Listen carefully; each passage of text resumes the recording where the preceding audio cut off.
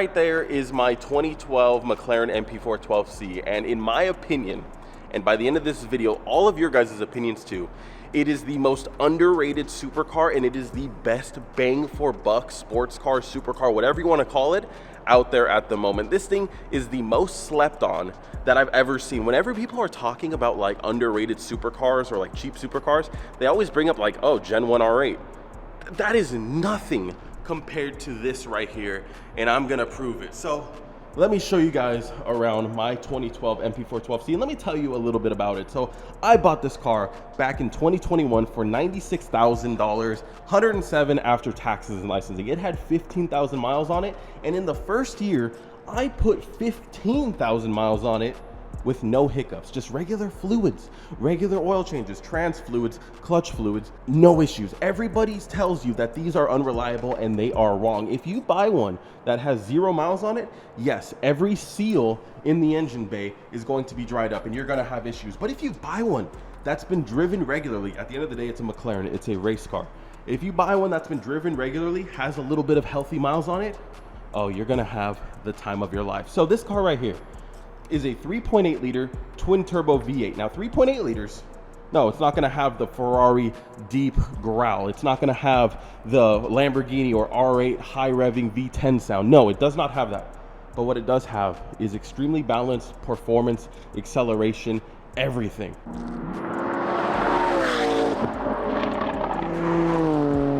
And gas mileage, it actually gets pretty good gas mileage. When McLaren built this car, they were asked like what they were trying to like fit it in with, what they were trying to compete against. They said, we're not trying to fit it in with the competition, we are trying to beat the competition. And this car still does that to this day. Stock MP412Cs make 600-ish horsepower, and that will beat a Huracan. When this car was stock, I was beating stock Huracans all day, every day.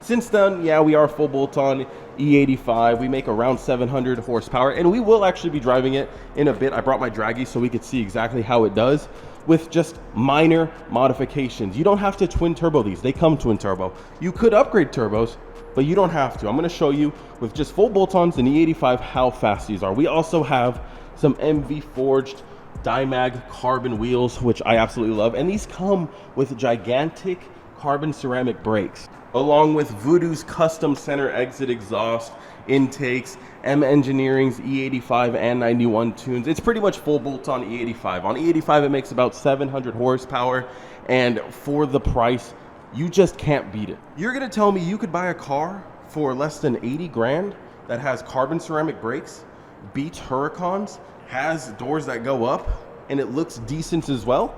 That's the only thing I don't like about this car. It's this front end. It's most people's complaint.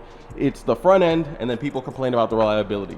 No reliability issues, just a little bit of an ugly duckling. But I blame McLaren for that. One, they release a new car like every year, and they all look crazier than the last. And two, they changed it to the 650S, which just makes this look so ugly compared to the 650S. If you want, you can do a 650S front end conversion, in which case though, you're gonna be spending about 8 grand for just the headlights. $8,000 for just 650 headlights, which is ridiculous. It did not justify it in my book to do that, which is why I still have the 12C look. I did do a custom front grille delete. I don't know if you guys can see it with the lighting, but there's typically a bunch of bars that run across. I didn't like how that looked, so I deleted them, bondoed it, patched it up, and it looks pretty aggressive in my opinion. But the only complaint I have with this car is the front end. Mechanically, it's sound, it's reliable. As long as you just upkeep with the maintenance, you have no issue. And it's all easy stuff that you can do at home as well. I do the oil changes on a couple ramps I bought from AutoZone at home, unless I'm using my quick jacks. But for the most part, I do it on ramps. It's a lot simpler. You can do the trans fluid at home as well. If you have a lift, it makes it easier. But the first time I did it, I was on a jack stands and stuff. It wasn't too hard to do. You can drain your clutch fluid. You can drain your coolant. You can do your spark plugs yourself. I recently did the spark plugs. It was a little bit of a bitch, but again, I got it done. You can do it if you have some mechanical knowledge behind it. Now the interior is also a little dated, but supercars tend to have like a minimalistic kind of interior anyways. It's not the worst thing ever by any means, but when it comes to like newer McLarens, it's definitely nothing special either. It is very similar though. You climb into like a 570 and it's similar. You still kind of have like the same similar layout, but it's just a lot more modern looking. I do like the interior though. It is super minimalistic, but still feels quality at the same time. Anyways, enough yapping about the car. I could sit here and read a brochure off for you guys. That's boring. We got to know how it drives. I got to show you guys just how quick this thing is. So let's get in it. Let's go ahead to Mexico and let's see what 60 to 130 times we can lay down with a 12-year-old car. Let's go. So ignore the bulge on my steering wheel. I have my draggy tape there. I don't have a magnetic mount set up in this car, especially because I'm about to get rid of it. So, but just driving this car, it's not like a Gen 1 R1 or a Gallardo where the transmission is very clunky, those single clutch transmissions. This clutch is, and this trans, just, it shifts nice. The best way I can explain it is it's an everyday supercar. If you want to get in this supercar and go to Starbucks or go to McDonald's, like you totally can. But if you want to go super fast, you can definitely do that as well. So we're headed towards Mexico. We'll test out and we'll see just how fast the 60 to 130 times are. We'll probably be filming on my phone for that. So just all around though, I mean, it's a well handling car. I've taken it to the track a few times. Eats that shit up like nothing. I love taking it to the canyons. Eats that shit up like nothing. And it's fast in a straight line. It literally does everything great except the launching. Doesn't launch all that well, but it's a rear wheel drive, high horsepower car. So what do you expect? And excuse Mammy for coughing. She has COVID. I had COVID earlier this week. I tested negative yesterday, but she's coming off of it as well. But yeah, if we get an open lane, we'll see what this bad boy can do. One thing I do really like about this car, let me put it in manual mode really quick, is you can upshift or downshift with either paddle.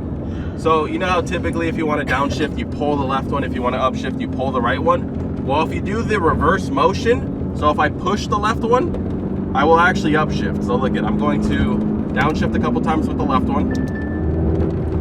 Then I'll drive and I will upshift by flicking it the other direction. The paddles are actually connected, which make them feel super quality. I don't know how to word it better than that. I get in my girl's S650 with her paddles, and you can't do that. It's kind of like, once you do this, you don't really want to drive anything else with paddles because it's just not as nice. These paddles are great. Love them so much. See, look, I will go ahead and upshift with the left paddle.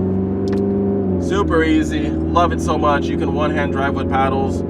So nice. The car also just makes like cool robotic noises. You notice it more at stoplights, obviously, but like you come to a stop and you just hear like humming and whining and stuff, and like electronic noises going on. I don't know if we'll hear it right now. Let's actually take a listen.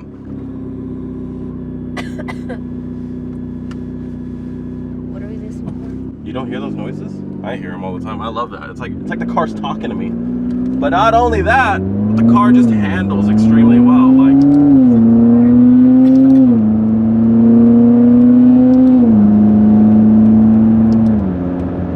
just getting onto the freeway, something so simple that could be boring in a lot of normal NPC cars. I mean, you can just take on-ramps and it's just super smooth. It's buttery, it cuts through air.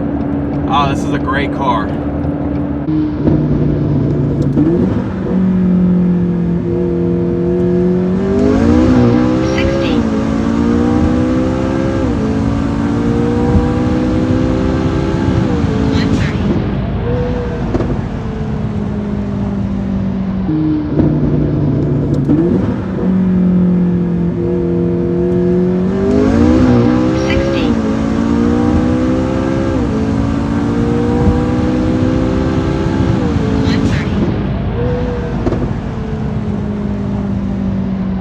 It's a very fun car. It's a very fun car. It's super underrated.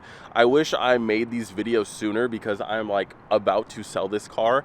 And if I could have somehow helped the market a little bit, maybe I could have stuck to my guns a little bit more or helped increase value of these cars.